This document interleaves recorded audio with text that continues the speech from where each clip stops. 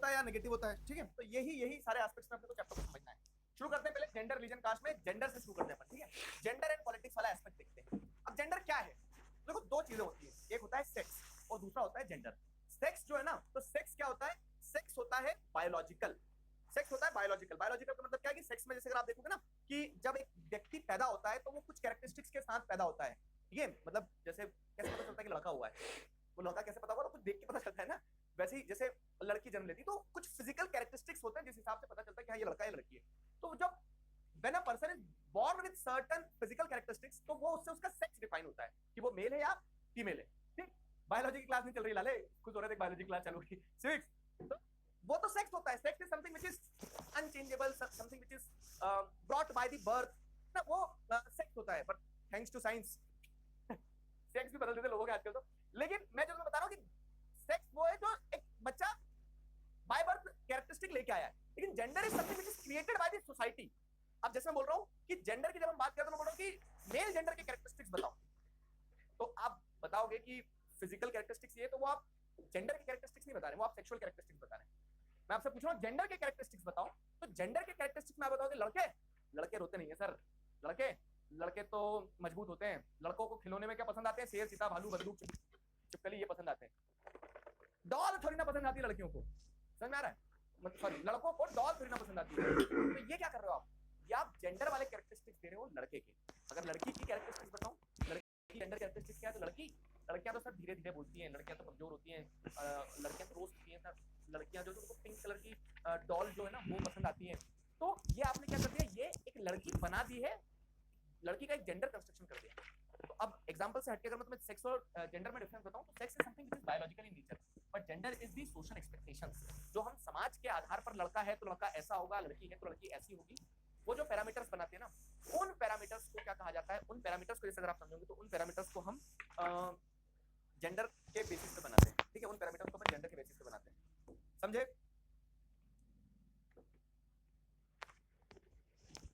अरे समझ में आया?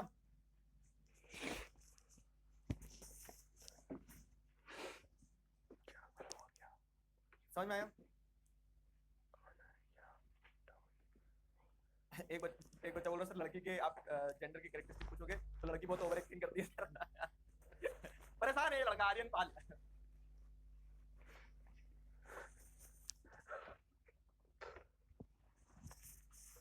मर्द को दर्द नहीं होता सर, ये कैरेक्टरिस्टिक है मर्द की। मर्द को दर्द होता है, बस मर्द अपना दर्द जो है ना झलका नहीं सकते हैं, और जब वो झलकाना बंद कर देते तो यही कैरेक्टरिस्टिक है एक मेल जेंडर की।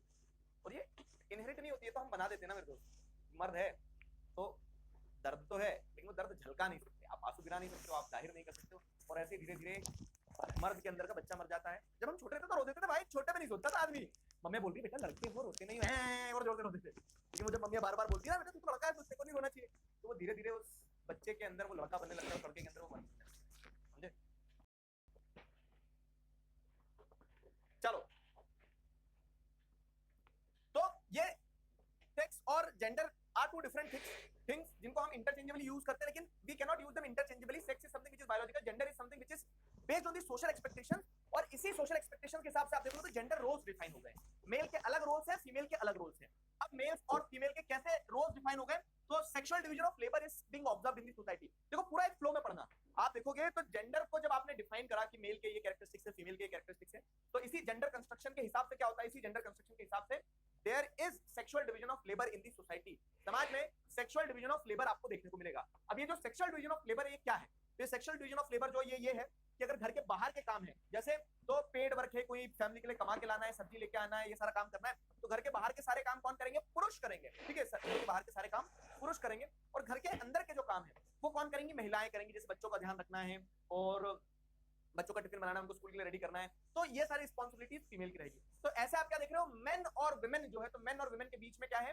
रिस्पॉन्सिबिलिटीज को डिवाइड किया गया है, और ये जो रिस्पॉन्सिबिलिटीज को डिवाइड किया गया है इसी को सेक्सुअल डिवीजन ऑफ लेबर कहते हैं। ठीक है भाई साहब, आपने रिस्पॉन्सिबिलिटी डिवाइड कर दी, चलो मान लिया। हर जगह होता है, स्कूल में भी रिस्पॉन्सिबिलिटी डिवाइड होती है कि कुछ टीचर्स ये सब्जेक्ट पढ़ाएंगे, कुछ टीचर्स वो सब्जेक्ट पढ़ाएंगे, कुछ प्रिंसिपल होंगे, कुछ क्लीनिंग वाले स्टाफ होंगे, तो रिस्पॉन्सिबिलिटीज डिवाइड करनी पड़ती है। यहाँ पे भी अगर रिस्पॉन्सिबिलिटीज डिवाइड कर दी कि मेन को घर के बाहर का काम दे दिया, वुमेन को घर के अंदर का काम दे दिया, तो क्या गलत किया? क्या गलत किया? ठीक है, लेकिन इसमें गलती क्या होगी कि जब आपने वुमेन को जब आपने विमेन को घर तक सीमित रख दिया ना, डोमेस्टिक स्फीयर तक सीमित रख दिया और मेन को बोल दिया जा सिमरन के पापा तू तो आजाद है, तो जब आपने विमेन को घर तक सीमित रख दिया और मेन को घर के बाहर निकाल दिया, तो उस घर के बाहर निकाल दिया आजादी दे दी, तो इससे हुआ क्या ना कि पब्लिक डोमेन में मतलब घर के बाहर विमेन का रोल बड़ा ही रिस्ट्रिक्टेड रह गया। विमेन पॉलिटिक्स में आगे नहीं आ पाई, विमेन कह सकते हैं ना जहाँ पे मॉनेटरी टर्म्स की बात होती है, पैसे कमाने में विमेन आगे नहीं आ पाई। तो ये एक बड़ी दिक्कत हुई जब आपने विमेन को घर तक सीमित रख दिया, तो पब्लिक डोमेन में विमेन का जो रोल था, पब्लिक डोमेन में विमेन का रोल कम हो गया, प्राइवेट डोमेन तक ही विमेन रह गई सीमित। विमेन को बोल दिया तुम घर का ही काम करो, तुम घर के अंदर ही रहो, हाउस होल्ड वर्क का बर्डन वगैरह सब तुम्हारे ऊपर रहेगा। अब क्या होगा कि महिलाओं को फिर धीरे रियलाइज हुआ स्कैम कर दिया पुरुषों ने स्कैम कर दिया पुरुषों ने। क्यों? कहानी समझ में आ रही ना? तो due to the gender division of labour, women were restricted to the private domain only. अब जब वो प्राइवेट डोमेन तक ही सीमित रह गई तो उनका पॉलिटिक्स में कंट्रीब्यूशन जीरो, उनका पब्लिक लाइफ में कंट्रीब्यूशन जीरो। और इस कारण से क्या है कि उनके हक की बात सबसे आखिरी में, उनके लिए भी हक होते हैं क्या? कोई हक नहीं होते। पुरुषों ने अपना दबदबा बना लिया। मैं पूरा पैटर्न समझा रहा हूं तुम्हारा। तो इसी के चलते जब महिलाओं को रियलाइज हुआ अरे हमारे साथ तो स्कैम हो गया, महिलाओं को रियलाइज हुआ कि हमारे साथ तो स्कैम हो गया, तब महिलाओं ने आवाज उठाई। क्या आवाज उठाई? कि हमें भी बराबर का हिस्सा चाहिए, हमें भी पब्लिक डोमेन में भी रोल चाहिए, प्राइवेट डोमेन में भी रोल चाहिए। ठीक है, तब महिलाओं ने क्या करी? आवाज उठाई। ठीक है, और इस आवाज उठाने को ही कहा गया फेमिनिस्ट मूवमेंट। ठीक है, तब महिलाओं ने आवाज उठाई और इस आवाज उठाने को ही कहा गया फेमिनिस्ट मूवमेंट। समझ में आया? तो they demanded equal rights and opportunities. तो विमेन ने आवाज उठाई क्या उन्हें भी इक्वल राइट्स। तो अराउंड द वर्ल्ड आप देखेंगे there was a movement started which demanded equal rights in the public and private domain. ठीक है, कि पुरुष भी घर के काम भी करें, ऐसा नहीं है लाड़ा साहब आए बड़े। ठीक है, पुरुष भी घर के काम करें, तो पब्लिक डोमेन में महिलाओं को भी मौका मिले। ठीक है, तो due to the feminist movement there was the rise in demand for equal rights and opportunities around the world by women. ठीक है, और महिलाओं ने फिर अपने आप को पॉलिटिकली एक्सप्रेस करना शुरू किया। तो पॉलिटिकल एक्सप्रेशन कैसे? वो चुनाव में लड़ना शुरू करती हैं, वो पब्लिक डोमेन में जाती हैं। वो ये नहीं चाहती थी कि पुरुष को दबा दो, वो ये चाहती थी कि महिला और पुरुष दोनों को बराबर का हिस्सा मिले। ठीक है, तो political expression of gender division and political mobilisation help to improve the women's role in public life. और जब ये आवाज उठी तो आपको देखने को मिलता है स्कैंडिनेवियन कंट्रीज जो है, मतलब वो कंट्रीज जैसे नॉर्वे, स्वीडन, फिनलैंड, इन देशों में महिलाओं का पार्टिसिपेशन बहुत अच्छा है पब्लिक लाइफ में। ठीक है, यहाँ पे मेल और फीमेल के बीच में किसी प्रकार का डिस्क्रिमिनेशन नहीं है, मेल और फीमेल जो है तो वो एट पार है। हमारी सोसाइटी में क्या हो रहा है? ये तो हमने कहानी देख ली कि जेंडर डिवीजन के कारण महिलाएं पीछे रह गई। जब उनको रियलाइज हो रहा है पीछे रह गए, फेमिनिस्ट मूवमेंट चालू हुआ। फेमिनिस्ट मूवमेंट क्या है? तो those type of movements where women demanded equal rights and opportunities. ठीक है, और जो इंसान इक्वल राइट्स एंड अपॉर्चुनिटीज में विश्वास रखता है कि हाँ मेल फीमेल दोनों के लिए इक्वल राइट्स होना चाहिए, उस इंसान को क्या कहा जाता है? उस इंसान को कहा जाता है फेमिनिस्ट पर्सन कहा जाता है। तो इस फेमिनिस्ट व्यक्ति, जब फेमिनिस्ट लोगों ने आवाज उठाई तो उससे वुमेन का पॉलिटिकल एक्सप्रेशन शुरू हुआ। और पॉलिटिकल एक्सप्रेशन शुरू होने से आपको क्या देखने को मिलता है कि कहीं ना कहीं उनकी स्थिति सुधरी है। खास करके स्कैंडिनेवियन कंट्रीज में आपको एग्जांपल देखने को मिलता है। क्या यहाँ तक चीजें क्लियर है? बताओ, जल्दी बताओ यार तेजी से, बताओ बताओ। भैया आप घर का काम करते हो? अब मैं पूरा घर संभाल सकता हूँ, क्या समझ रहा है तू? लाला मत रहना इस चक्कर में, कोई नहीं है टक्कर में लड़कियों से ज्यादा अच्छा काम कर देता हूँ मैं घर का। ऐसा झाड़ू पोछा लगाता हूँ ना, चमका देता हूँ फ्लोर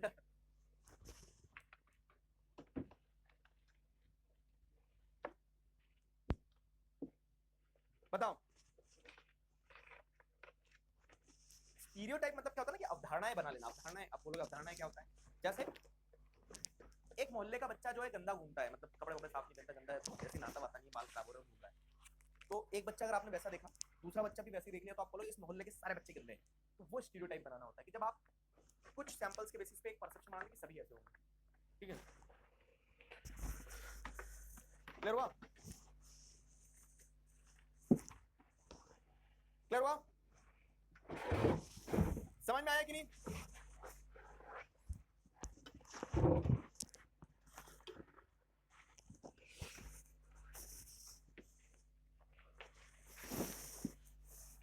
क्लियर हुआ?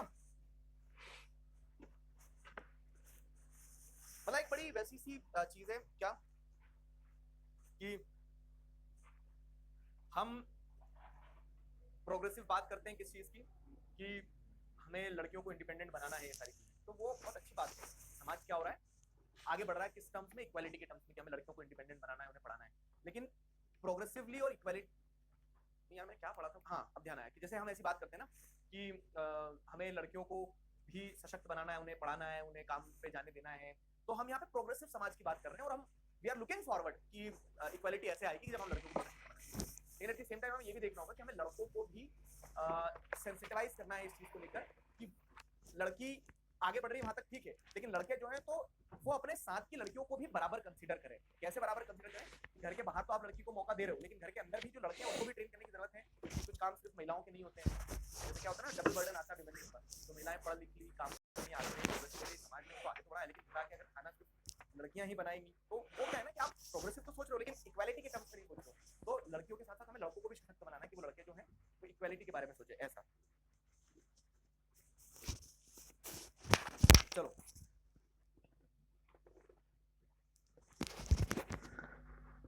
ठीक है।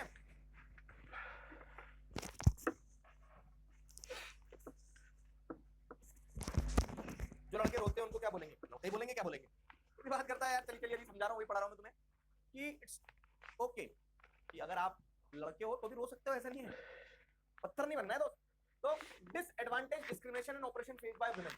तो अब हमने ये तो देख लिया कि फेमिनिस्ट मूवमेंट चालू हुआ सेक्सुअल डिवीजन ऑफ लेबर के चलते, और वुमेन के पॉलिटिकल एक्सप्रेशन पे कहने के वुमेन की स्थिति जो है वो क्या है, वुमेन की स्थिति जो है वो बेटर हुई है पब्लिक डोमेन में। अब बात करते हैं इसके, बात करते हैं हम, लेकिन सबको सब कुछ नहीं मिलता ना। स्कैंडिनेवियन कंट्रीज में, Norway, Sweden, Finland, Scandinavian countries मतलब क्या है कि वो जो नॉर्वे, स्वीडन, फिनलैंड वो कंट्रीज है ना, उनका जो उन कंट्रीज का जो एरिया, उस पूरे एरिया को स्कैंडिनेवियन पेनिनसुला कहा जाता है, इसलिए स्कैंडिनेवियन कंट्रीज कहा जाता है।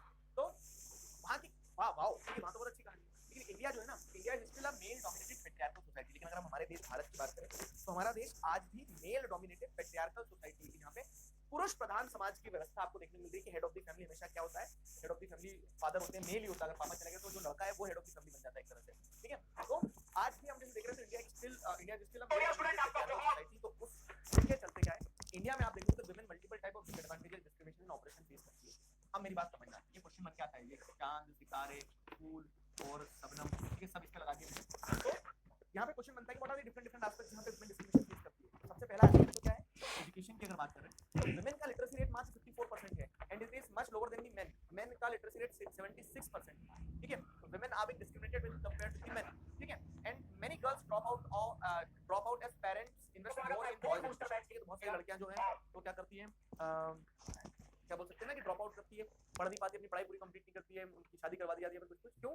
क्योंकि आपको समझना होगा, क्योंकि parents prefer to spend more on their male child. उनको लगता है कि लड़का जो है हमारे बुढ़ापे का सहारा बनेगा। उन्हें पता ही नहीं, उनका लड़का तो किसी लड़की को लेकर प्रो जाएगा, ठीक है। ऐसा नहीं है कि लड़के जो रहते हैं तो लड़के ही हमेशा क्या करेंगे, सहारा देंगे बुढ़ापे में। लड़कियां सक्षम होगी वो भी साथ देगी, ठीक है। लेकिन जो मेल चाइल्ड ऑब्सेशन है ना हमारे समाज में, तो समाज के चलते क्या होता है कि वुमेन जो उसको उस पे पैसा खर्च करना नहीं चाहते हैं फीमेल्स पे, और इसलिए लिटरेसी रेट वुमेन का कम होता है। तो यहाँ एक डिस्क्रिमिनेशन केस करेंगे ना। दूसरा फिर क्या है, women work longer hours than men but much of their work is unpaid and undervalued। जिसमें आता है ना डबल बर्डन।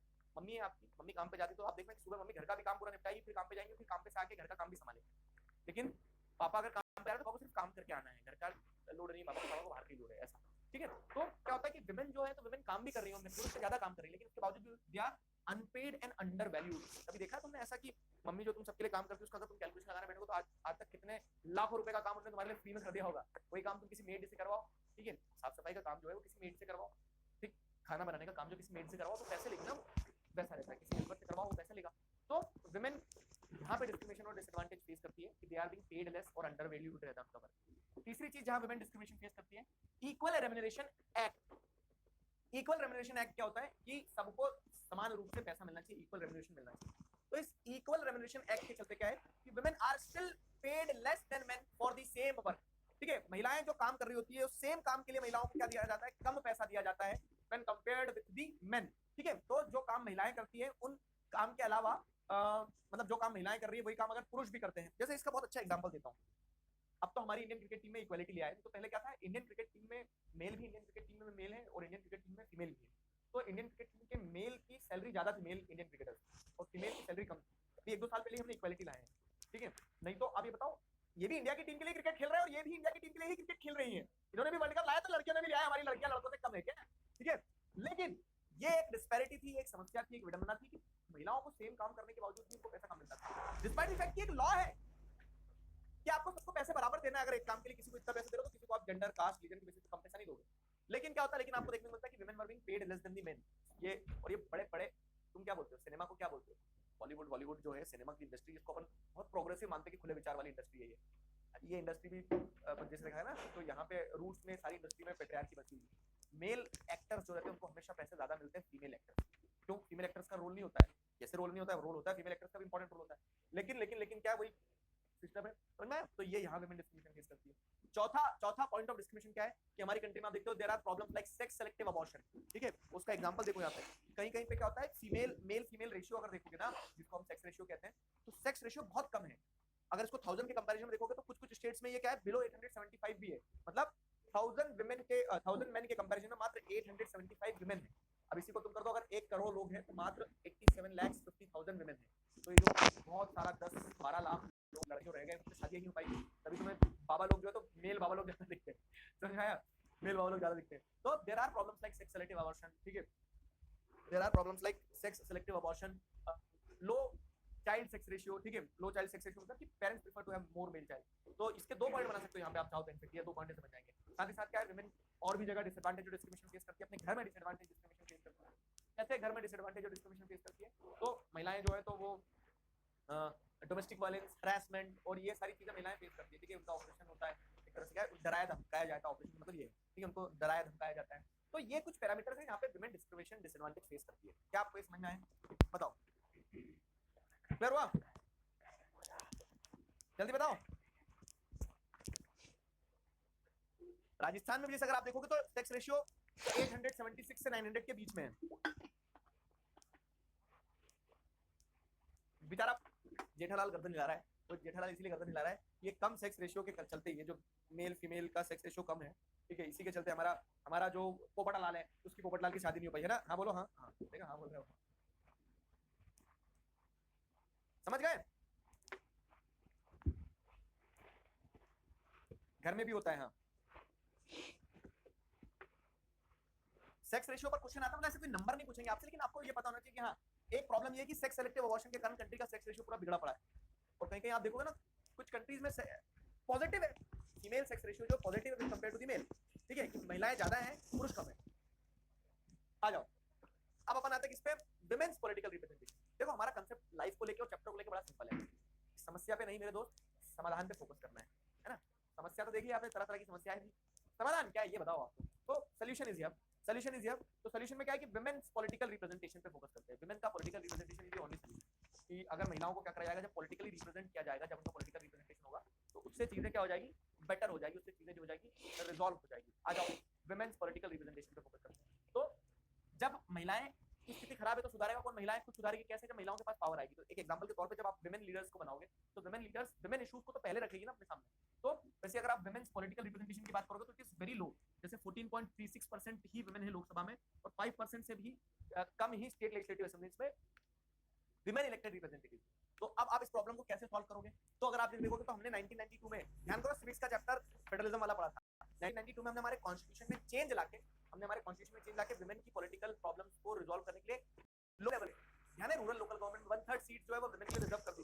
तो it should be legally binding to have fair share of women in elected bodies में women का fair share होना चाहिए। That is हमने 33% सीट जो लोकल गवर्नमेंट बॉडीज में रिजर्व कर दी थी विमेन के लिए 1992 में। तो ये एक प्रोग्रेसिव स्टेप था कि कैसे महिलाओं की समस्या को रिजॉल्व करना। तो महिलाओं को सशक्त करना होगा, वो कब होगा? पॉलिटिकल रिप्रेजेंटेशन से होगा, जो कि कम है स्टेट लेजिस्लेटिव असेंबलीज में और नेशनल लेवल पे लेजिस्लेटिव असेंबली में, मतलब जैसे लोकसभा में और जो अलग अलग स्टेट्स की जो विधानसभाएं होती है, ठीक है, उनमें कम है। तो परसेंटेज बढ़ाना होगा। और बहुत समय तक ये नेशनल लेवल और स्टेट लेवल पे रिजर्वेशन था ही नहीं, सिर्फ लोकल लेवल पे था। लेकिन फिर क्या होता है, 2023 में आपकी बुक अपडेट हो गई है, नारी शक्ति वंदन अधिनियम, विमेन्स रिजर्वेशन एक्ट, जो बिल पेंडिंग था उसको लॉ बना दिया। और ये लॉ जो है अब विमेन को 33% रिजर्वेशन देता है, ठीक है, विमेन 30% रिजर्वेशन देता है लोकसभा में, स्टेट लेजिस्लेटिव असेंबली में और दिल्ली असेंबली में। और ये लागू कब से होगा? आने वाले चुनाव से लागू होगा, ठीक है। तो 33% रिजर्वेशन अब विमेन को मिलेगा, स्टेट लेवल और नेशनल लेवल पे भी मिलेगा, ठीक है। तो ये क्या है, ये एक बहुत अच्छा इनिशिएटिव, बहुत अच्छी पहल है सरकार की तरफ से, जिसमें आपको क्या देखना कि विमेन के पॉलिटिकल रिप्रेजेंटेशन से उनकी सिचुएशन सुधरेगी। कंक्लूजन निकालें अगर जेंडर, रिलीजन एंड कास्ट पढ़ रहे हैं अपन, तो जेंडर में जब पॉलिटिक्स या फिर पॉलिटिक्स में जब जेंडर को हाईलाइट किया जाएगा तो उसके पॉजिटिव साइड है, उसके फायदे हैं, उसके एडवांटेजेस हैं। क्या एडवांटेजेस हैं आपको समझ में आया? तो उससे जेंडर डिस्क्रिमिनेशन जो है उसको आप खत्म कर सकते हो। एक जेंडर जो डिप्राइव्ड है विमेन वाला, उस जेंडर को आप सशक्त कर सकते हो, एम्पावर कर सकते हो। तो ये था जेंडर वाला टॉपिक। क्लियर हुआ?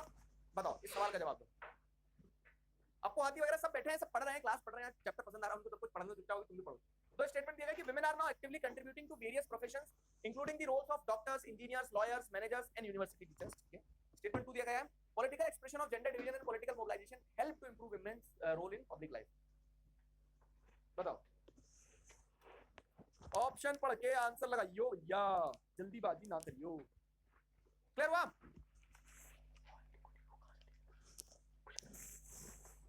बताएं बताएं, क्लियर है?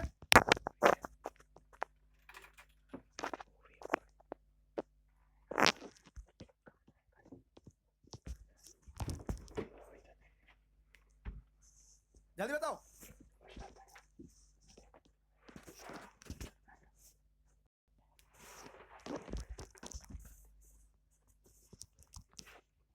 Three two one, time up time up time up. तो अपन ने पढ़ा, वेरी गुड, ए ही राइट आंसर इसका। देखो